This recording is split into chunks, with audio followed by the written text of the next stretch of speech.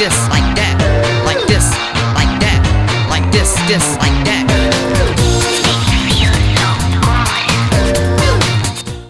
Mesdames, messieurs, bonjour, on se retrouve pour une toute nouvelle vidéo de Planet Coaster 2, le 31e épisode très exactement, dans lequel on va enfin inaugurer quelque chose de très important. Je vous l'ai dit la fois dernière, on va faire quelque chose qui est tout nouveau pour Planet Coaster 2, je l'avais déjà fait dans des séries précédentes, à savoir Theme Park Tycoon 2 et Planet Coaster 1. On va enfin inaugurer une saison, puisque en effet, notre saison d'Halloween va être commencée à être préparée dans cette vidéo, avec des investissements très intelligents, mais qui vont correspondre tout du moins à la période d'Halloween que je veux instaurer dans notre parc d'attractions.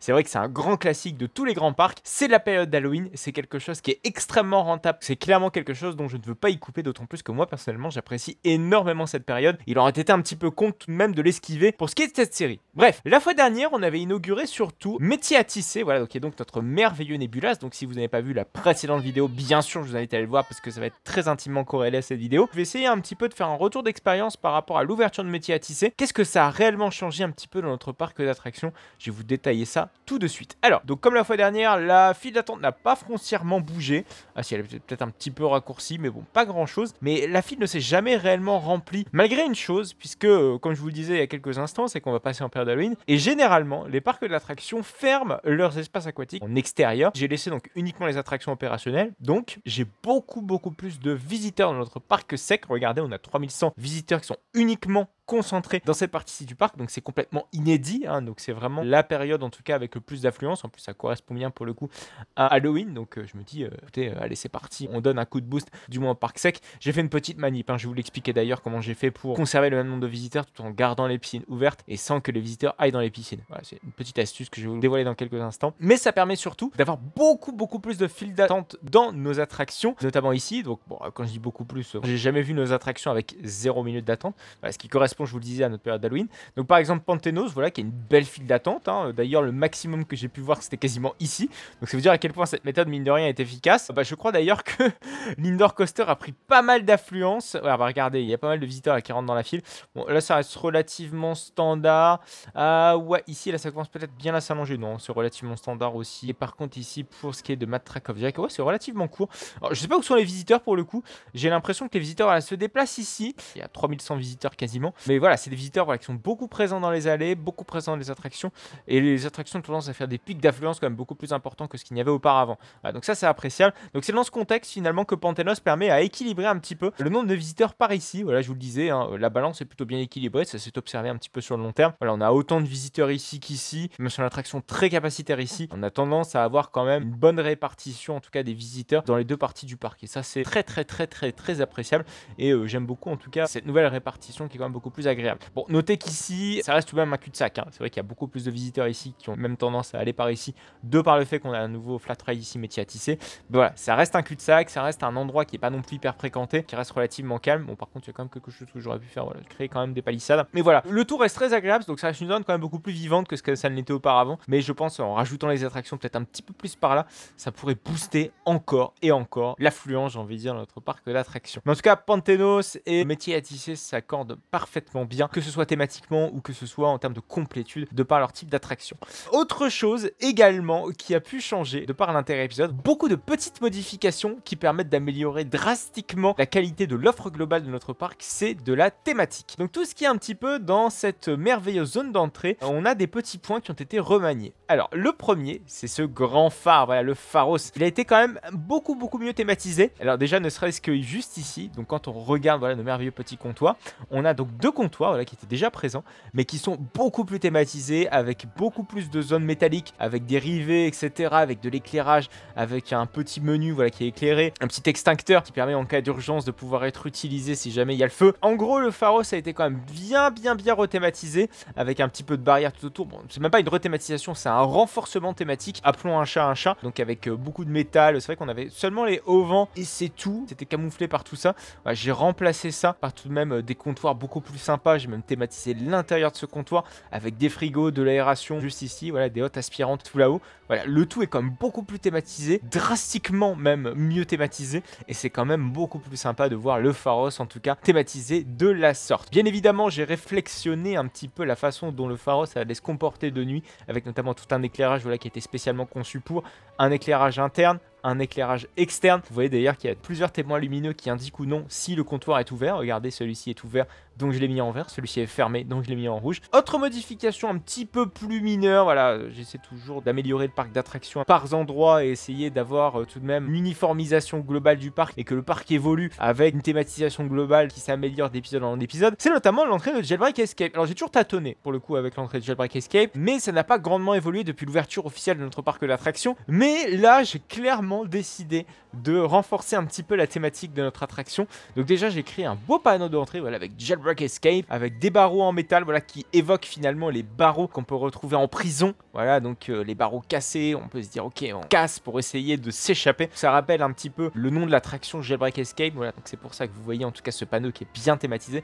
Je voulais un panneau thématisé qui soit évocateur et qu'on se dise ok, quand on arrive devant, ça annonce un petit peu la couleur finalement. Avec les deux panneaux d'entrée, avec l'entrée principale, l'express qui sont juste à côté, ça se voit peut-être pas forcément, mais il y a toute la moulure ici qui n'existait pas, voilà, qui est plutôt discrète, mais qui permet surtout de renforcer thématiquement l'attraction. Donc tout ce qui est moulure de murs, voilà, qui ont été complètement refaites, qui n'existait pas.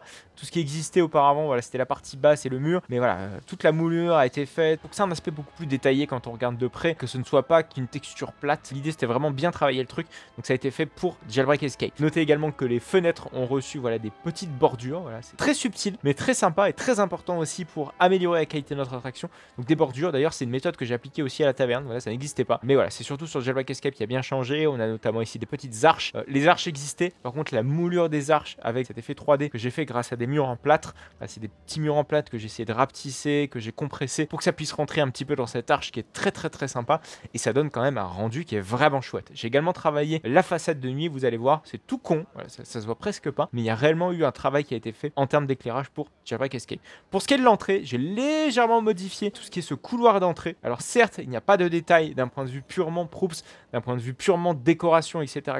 Mais par contre, tout ce qui est mur, enluminure de mur, etc. ce que je vous évoquais à l'extérieur avec cette façade d'entrée de l'attraction a également été fait, voilà, avec beaucoup de moulures, etc. Particulièrement ici sur les côtés, avec des poutres en l'air, avec pareil, voilà, donc des petites poutres. J'ai supprimé les barrières également latérales, avec notamment aussi les barrières qui essayent un petit peu de camoufler les bétons d'allée qu'il peut avoir quand vous générez une allée. Donc par exemple ici, je regarde, je vais faire un petit test en face de vous, ça va vous permettre un petit peu d'illustrer beaucoup mieux ce que j'essaie de raconter. Ici, voilà, on a une petite bordure d'allée qu'avant on ne pouvait pas supprimer, désormais on peut le faire grâce à une mise à jour que nous a pondu Frontiers assez récemment. Bah, typiquement, l'extérieur de la file d'attente, on a encore un rescapé de cette ancienne méthode de planquage. Regardez ici, j'ai mis des petites bordures en bois, donc des poutres de soutien très exactement pour pouvoir planquer. Ah bah il n'existe plus, voilà c'est vrai, je l'avais supprimé, je me souvenais plus, mais voilà, pour planquer surtout la bordure qui est juste ici, je crois qu'elle existe encore, elle n'existe plus, mais la bordure voilà qui est juste ici.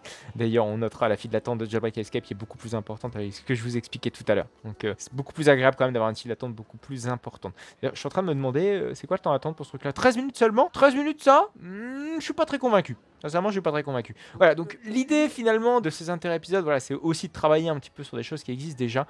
Donc typiquement, cette partie de Jailbreak Escape en fait partie avec voilà, beaucoup de nouveaux décors, voilà, de choses qui viennent renforcer la thématique qui est déjà présente. Très sympa. Et le rendu, j'en suis vraiment très content. Comme je vous le disais, on va faire quand même un petit point de vue comme ça en nocturne pour vous montrer un petit peu ce que ça donne. Et regardez, c'est vraiment très chouette. Beaucoup plus sympa que ce que ça n'était auparavant, où vraiment l'éclairage des murs se limitait un petit peu au pilier et à l'éclairage fuitant de l'extérieur. D'ailleurs, l'éclairage fuitant, je l'ai un petit peu travaillé avec, parce qu'en fait le souci c'est que regardez, on a notre station qui est juste ici avec un éclairage très bleuté qui a tendance à fuiter boum derrière les murs, mais grâce à ce panneau voilà, qui est juste ici avec le bleu à gauche et le rouge à droite, voilà ce qui symbolise la couleur de la police, hein, ni plus ni moins, hein. J'ai réussi à rendre ça beaucoup plus naturel. Le fait d'avoir des fuites de lumière à gauche, c'est plutôt intéressant pour le coup, et ça me permet quand même de mieux justifier voilà, ces fuites de lumière absolument dégueulasses qui n'ont pas lieu d'être. Et en plus le rouge voilà, s'approprie et s'accorde assez bien plutôt avec la partie jaunâtre, et le tout est vraiment très sympa. Voilà, quand on regarde de l'extérieur, franchement, on n'a pas l'impression qu'il y a des fuites de lumière. Bien que si on y prête attention maintenant que je le dis, ouais, là on pointe clairement du doigt, mais globalement, voilà, ça passe quand même beaucoup mieux que ce que ça n'était auparavant. Des éclairages suspendus, voilà, en dessous de chaque arche, très sympa, très sobre. est suffisante, ou du moins pour thématiser correctement la façade de Jailbreak Escape. Et on a aussi des éclairages très bien planqués, voilà, juste ici, qui renforcent l'éclairage de la façade. Voilà, 3 éclairages, boum, boum, boum, juste au-dessus de l'arche. Et franchement, je trouve que le rendu est vraiment, vraiment nickel grâce à ces éclairages qui sont tout assez discrets parfois. Hein. Regardez, je vous l'ai dit tout à l'heure, hein, finalement, du premier abord, on se dit, bon, ok, il y a quoi? Il y a l'éclairage ici, ici, ici et ici et ici. Mais non, quand on regarde de plus près, quand on se met en mode nuit, on voit bien qu'il y a de l'éclairage là, ici. Voilà, mais tout est très subtil et tout est fait pour permettre de planquer un petit peu toutes ces infrastructures qui peuvent être disgracieuses, ou du moins très important de faire tout ça. Donc, Jailbreak Escape, on a une belle façade, peut-être 2-3 petits props qui vont être ajoutés ici et là, mais voilà, ça reste marginal face à tout le boulot qui a pu être fait, parce que finalement, le plus gros du boulot, bah, c'est aussi de créer ces petits détails et ces choses qui font la différence. Ouais, la taverne n'a pas été foncièrement modifiée. Par contre, voilà, il y a une petite partie du shop qui commence à être modifiée. Voilà, surtout cette façade-ci. Si jamais vous voulez vous remémorer, n'hésitez pas à aller voir les épisodes précédents. Donc cette partie du shop a été changée, beaucoup mieux thématisée, beaucoup plus sympa, avec un esprit qui est très à lui-même pour le coup. Voilà, avec des fenêtres en blanc, avec beaucoup de végétation à droite et à gauche et pas mal de petites végétations. Plutôt une entrée secondaire, voilà, parce que l'entrée principale, on va dire que c'est ici et ici. Hein, 2 entrées principales pour moi, pour le shop. Mais voilà, je me suis une petite entrée secondaire ici, voilà, quand on rentre dans le parc. On peut se dire que l'entrée du shop peut être quand même globalement discrète. Là où quand on sort du parc, on veut absolument que nos visiteurs passent par la boutique principale. Donc pour moi, ça me paraît beaucoup plus cohérent d'avoir quelque chose de beaucoup plus mastoc. Donc c'est pour ça que voilà, celle-ci est beaucoup plus discrète. Discrète en termes de taille, mais c'est vrai qu'en termes de couleur, elle est quand même un peu moins, on va pas se le cacher. Mais voilà, je voulais créer d'autres ambiances. Parlant d'ambiance, voilà, c'est pareil, mais ce bâtiment-ci commence un petit peu à être refait. Commence à mettre ici un petit balcon. Voilà, je veux créer d'autres petites fenêtres. Notamment ici, cet accès a été un petit peu modifié. Auparavant, elle était arrondie. Désormais, je l'ai transformé en carré pour pouvoir faire une porte qui est beaucoup mieux thématisée. D'ailleurs, je pense que vous devez le voir, mais il y a également une nouvelle porte qui a été posée. Auparavant, la porte, c'était un vieux grillagé métallique qui n'était absolument pas adapté à notre besoin. Désormais, voilà, désormais, vraie porte avec des planches en bois. Là, on peut le fermer et vraiment ne plus voir ce qui se passe à l'intérieur. Donc ça, c'est vraiment sympa. Et ça offre tout du moins quelque chose de beaucoup plus réaliste à notre point info qui est juste ici, je le rappelle, hein, c'est un point info ici, où on peut vendre des passes express, où on peut vendre des passes piscine, des parapluies, etc. Ça a son utilité quand même, voilà, d'avoir quelque chose de beaucoup mieux thématisé. Autre petit changement aussi qui a eu lieu, notamment au niveau de cette entrée, voilà, c'est ces petites arches, voilà, qui commencent un petit peu à être modifiées.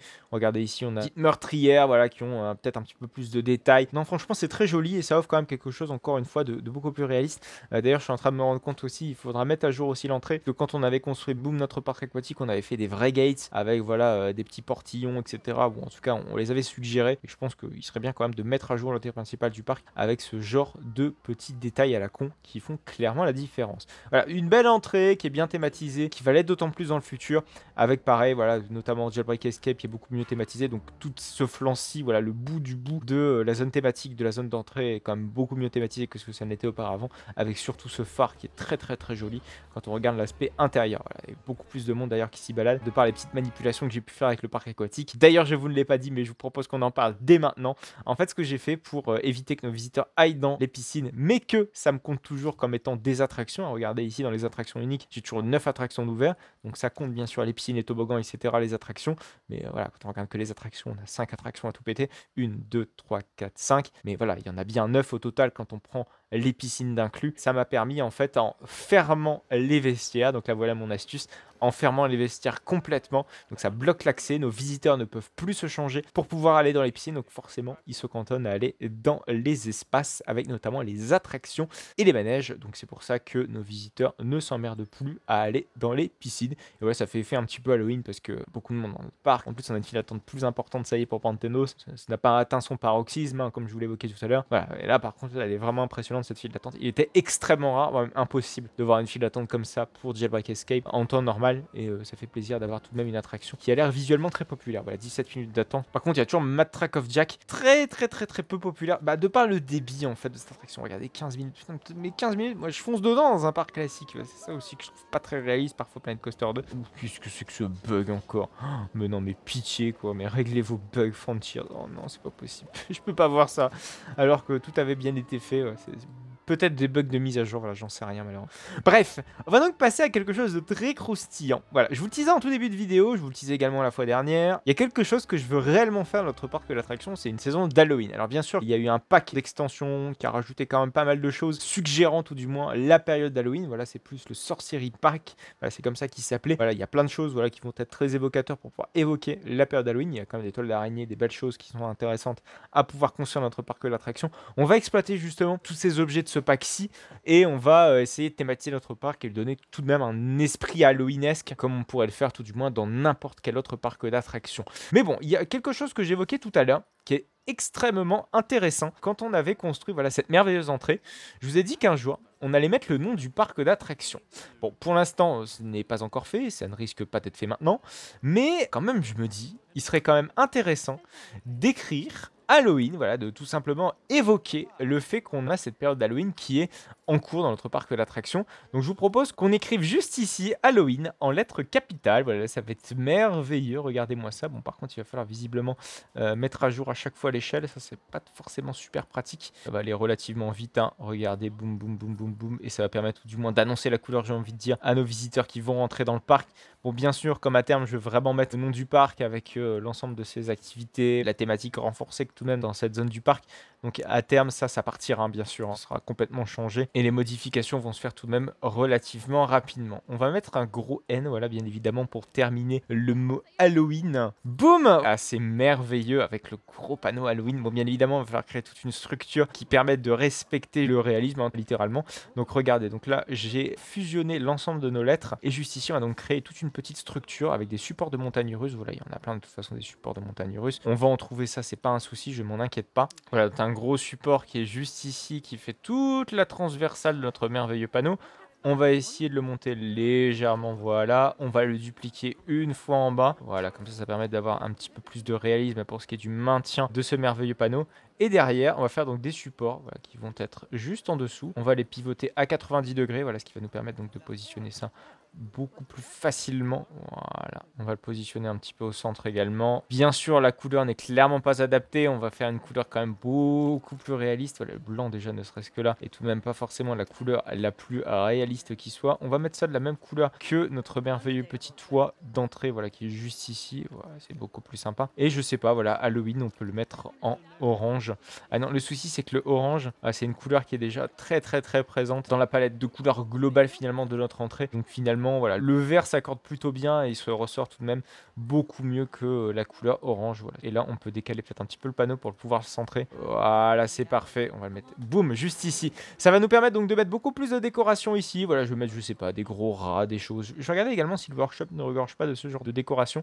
Mais ça pourrait être sympa de mettre ce genre de props juste ici sur le toit. Ça reste du temporaire, hein, bien sûr. Hein, je rappelle, après cette période d'Halloween, tout ça va être dégagé. Ça me pose pas de souci de mettre ce petit panneau, mais après, ça partira. Il y a également plein de petites décorations de toute façon qui sont dans le pack que je veux poser donc d'ici la fois prochaine. Mais également un truc voilà, que je voulais faire et qui est très intéressant, mais ça va être bien évidemment presque un fil rouge sur tout au long de la série. C'est qu'auparavant, voilà, quand je mettais notre parc en mode nuit, je vous l'évoquais tout à l'heure, hein, voilà, certaines fois, il y avait certains bâtiments qui étaient assez mal éclairés pour le coup. Et la période d'Halloween, c'est quelque chose qui est très important dans les parcs. La période de l'année où les parcs ouvrent la nuit, et donc il faut forcément avoir une infrastructure adaptée pour ouvrir la nuit, et ça passe par l'éclairage. Et donc typiquement ici, voilà, si on regarde l'éclairage en mode nuit de notre boutique, vous voyez que toute cette partie-ci là déjà regorge d'aspérité de par le fait qu'on a l'éclairage finalement de la boutique en elle-même qui éclaire à fond l'intérieur. Mais en réalité, voilà, je vais éclairer parcimonieusement, j'ai envie de dire, notre shop. Et regardez par exemple ici cette partie-ci avec beaucoup de orange, de jaune, etc. Regardez, typiquement ici, l'éclairage a également été refait pour la taverne. Mais l'idée c'est que ouais, je veux que notre parc d'attractions ait aussi un très beau rendu comme ça en nocturne. Et ça passe aussi voilà, par forcément cet éclairage, etc., etc. Effectivement, nous servir en temps normal, mais ça va aussi et surtout nous servir pour la période d'Halloween. Et ça, c'est très intéressant. Et notez que cette boutique est en pleine restructuration aussi. Hein, regardez, c'est vrai qu'il y avait auparavant d'employés qui avaient tendance à se bloquer ici. En fait, c'est parce qu'il n'y avait pas de porte ici, mais visiblement, ils sont toujours en train de se bloquer ici. Putain, ils sont cons, j'en sais rien. Parfois, il y a des bugs dans Planet Coaster 2, c'est presque impossible après shot.